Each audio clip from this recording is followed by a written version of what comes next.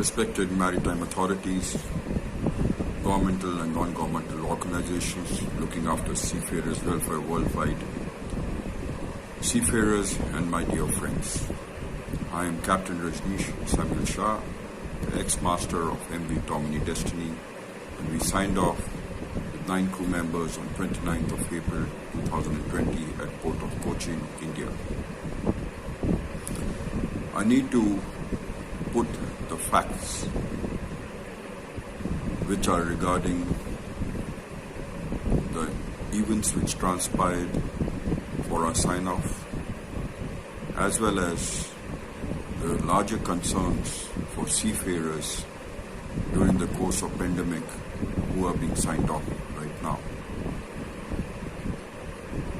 Tomini Transports LLC is an ownership company owned by Mr. Imtiaz Sheikh, who is a Pakistan national. The company operates from Dubai, UAE as the head office. And it has a manning office, Tomini Shipping Limited, in Mumbai, India.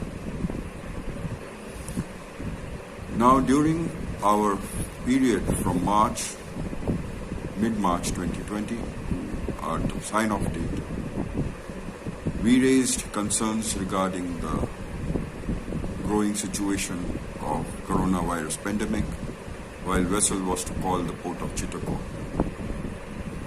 We raised our issues to owners, Tomini Transport, and unfortunately, the response we got was not quite expected. The owners refused to hear our concerns. In fact, they went ahead to threaten the crew members indirectly and directly.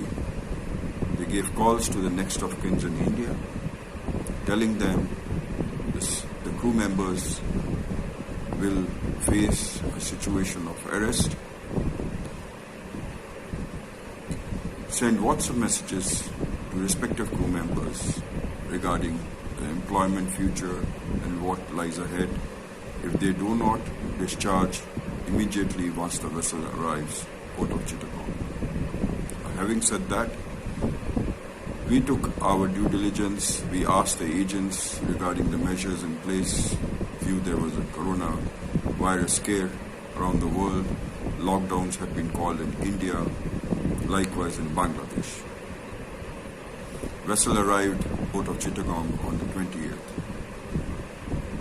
of March, and we raised our concerns on 30th to the flag state, Republic of Marshall Islands, and kept our Indian authorities, Director General of Shipping, as well as we went back to Ministry of External Affairs, Maritime Unions, and we raised this matter that we are being harassed to discharge with no plan, and there is a reasonable exposure to coronavirus since there will be 60 to 70 crew members, stevedots, who will be interacting with crew members in a period of 15 to 20 days on the anchorage. Now, it was confirmed by the agent, the stevedots boarding us will be unscreened, there will be no medical checks on them, and the vessel needs to carry their own checks, which was totally unacceptable. Since the owners turned a blind eye, Mr. John Remach of Republic of Marshall Islands was to mediate the talk between how to go about and resolve this issue. While the crew members, as a master, we put forth a plan which minimized the risk, and we asked for a very reasonable arrangement which was practically possible but not acceptable to the owners. We stuck to a point. In the meantime, the owners continued with their harassment. They kept on sending WhatsApp messages to the crew. They were frequent. Very often there was a call to me telling me about the consequences, what I like to face as a master. The CEO went ahead and told me that our services are terminated with immediate effect if we don't heed to the owner's instructions. And likewise, disruption of communication on board of the ship, the internet connections were taken off, the official communication was put off. These matters were put to the mediating representative of Republic of Marshall Islands, while the mail was also addressed to Republic of Marshall Islands regarding the harassment we were undergoing. Finally, once the stevedore union gave way, the owners did agree, and we discharged the vessel taking full responsibility and safely completed the operations on the 19th of March. Having said that, once the vessel had arrived out of Chittagong, there were 9 crew members who were overdue for relief prior to arrival. But it was important for us to go through the discharge process, and we didn't raise any concerns for our sign-offs. But we did mention that after discharge, the overdue crew members would like to sign off since the vessel is within the Indian coast. On the 21st of April, as per Director General of Shipping, the SOPs were approved by Ministry of Home Affairs, and we requested the owners, since we had finished discharge, the vessel be diverted to an Indian port, as Indian crew members can be reasonably signed off by making arrangements.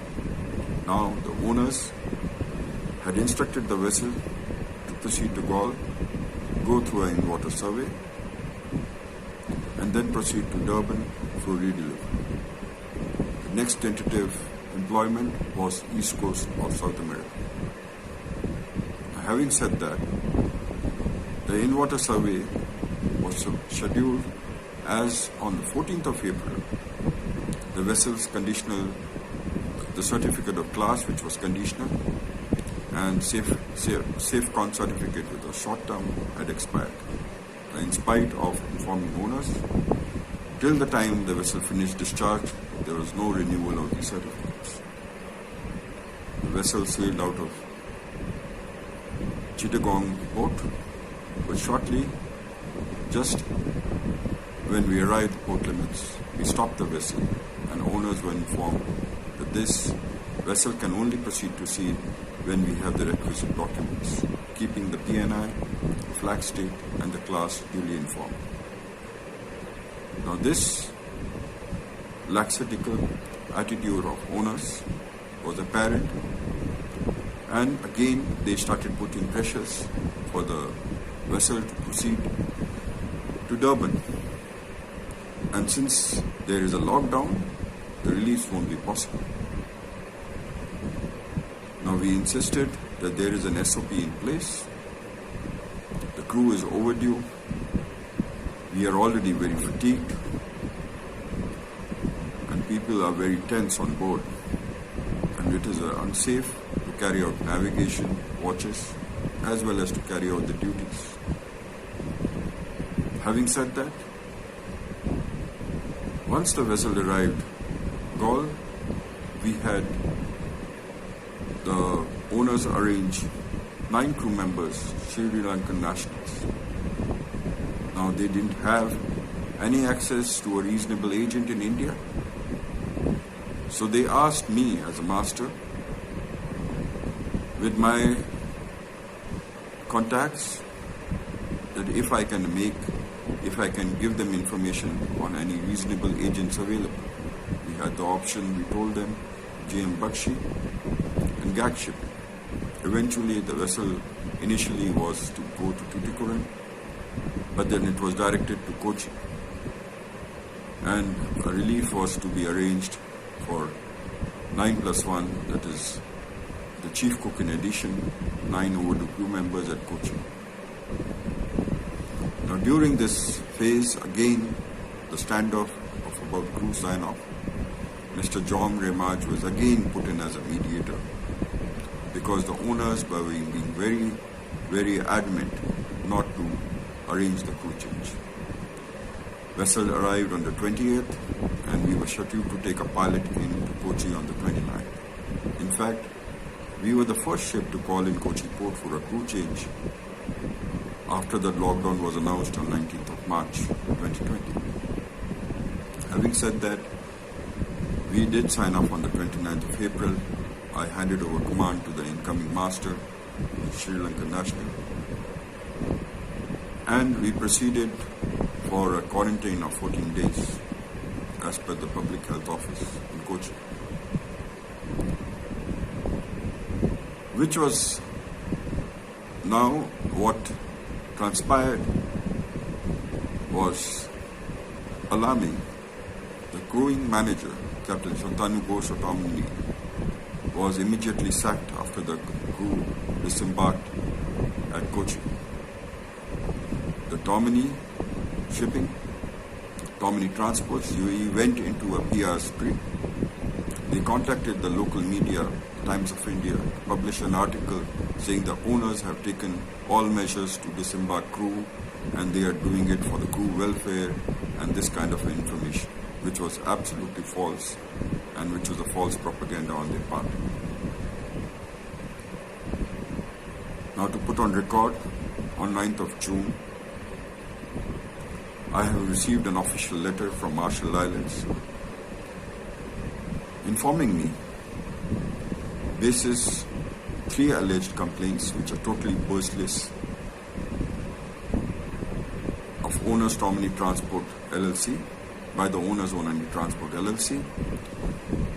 My seafaring documents of Republic of Marshall Islands stand suspended, and they have opened a maritime investigation into my actions as a master on board Tomini Destiny. Now, this is attributed mainly to discredit my actions as a master, which I took using my overriding authority to safeguard my crew from exposure during the COVID-19 pandemic while the vessel was calling Port of Chittagong. Likewise, I did raise the concerns of overdue crew members. One of the crew members had already completed 12 months.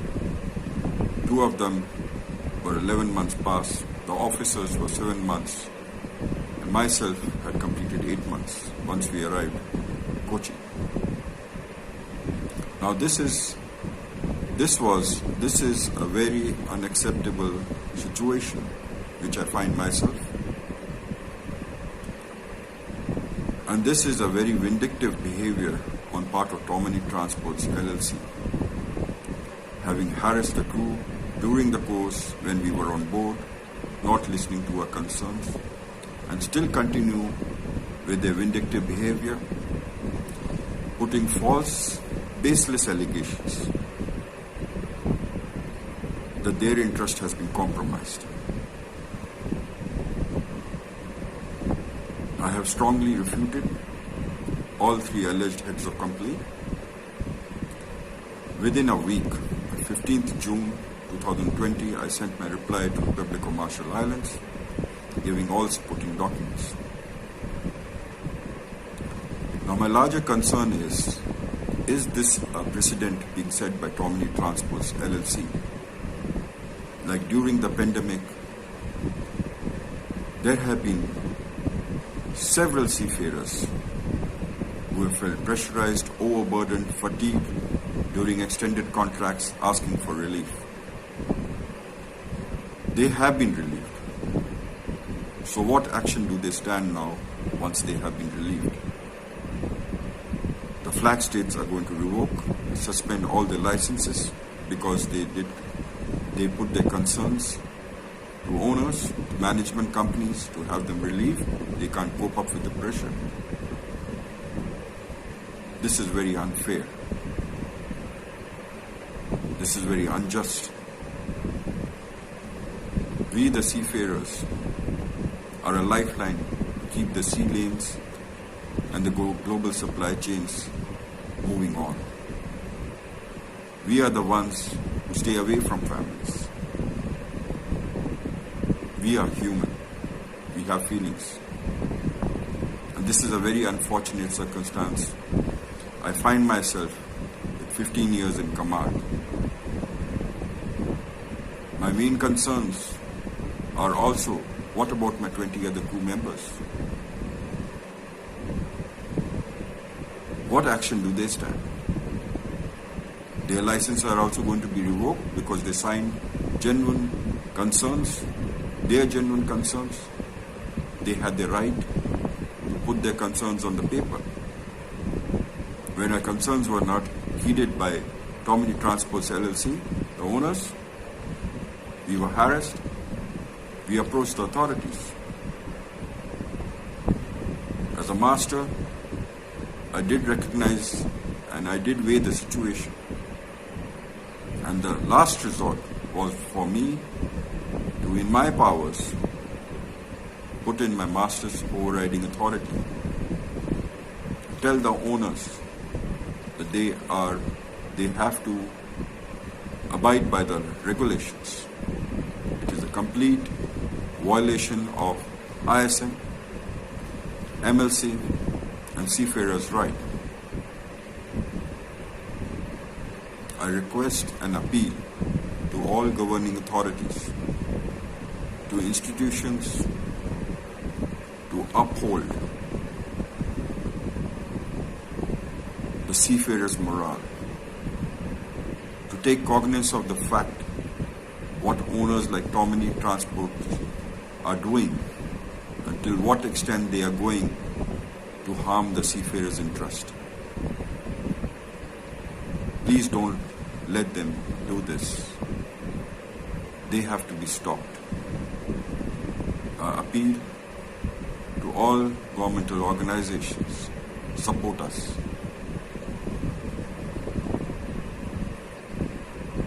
Thank you.